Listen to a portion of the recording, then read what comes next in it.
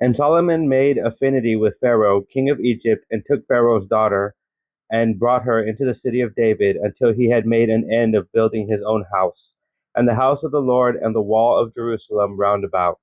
Only the people sacrificed in high places, because there was no house built unto the name of the Lord until those days. And Solomon loved the Lord, walking in the statutes of David his father. Only he sacrificed and burnt incense in high places. And the king went to Gibeon to sacrifice there, for that was the great high place. 1,000 burnt offerings did Solomon offer upon the altar. In Gibeon, the Lord appeared to Solomon in a dream by night, and God said, Ask what I shall give thee. And Solomon said, Thou hast shewed unto thy servant David my father great mercy, according as he walked before thee in truth and in righteousness, and in uprightness of heart with thee. And thou hast kept for him this great kindness, that thou hast given him a son to sit on his throne, as it is this day. And now, O Lord my God, thou hast made thy servant king instead of David my father, and I am but a little child. I know not how to go out or come in. And thy servant is in the midst of thy people, which thou hast chosen, a great people that cannot be numbered nor counted for multitude. Give therefore thy servant an understanding heart to judge thy people, that I may discern between good and bad. For who is able to judge this thy so great a people? And the speech pleased the Lord, that Solomon had asked this thing.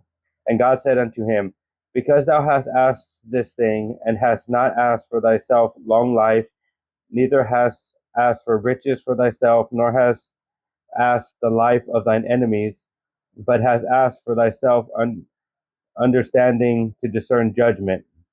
Behold, I have done according to thy words.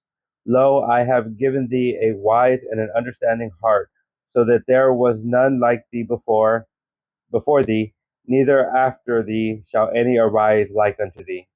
And I have also given thee that which thou hast not asked, both riches and honor, so that there shall not be any among the kings like unto thee all thy days.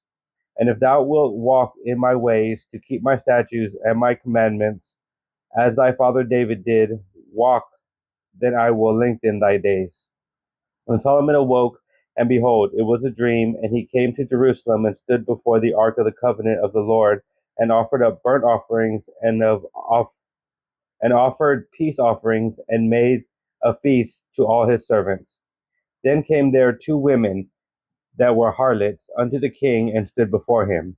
And the one woman said, O my lord, I and this woman dwell in one house, and I was delivered of a child with her in the house.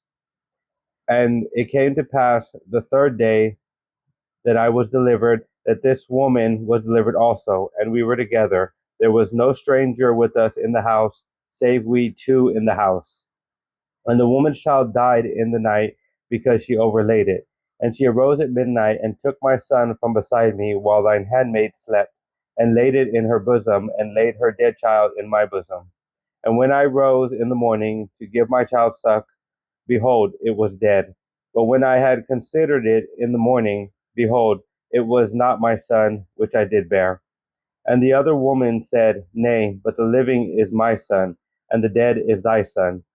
And this said, No, but the dead is thy son, and the living is my son. Thus they spake before the king. Then said the king, The one saith, This is my son that liveth, and thy son is the dead.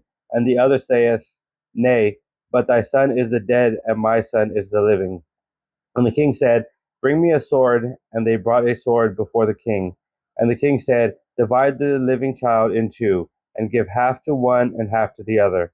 Then spake the woman whose the living child was unto the king, for her bowels yearned upon her son, and she said, O my lord, give her the living child, and in no wise slay it.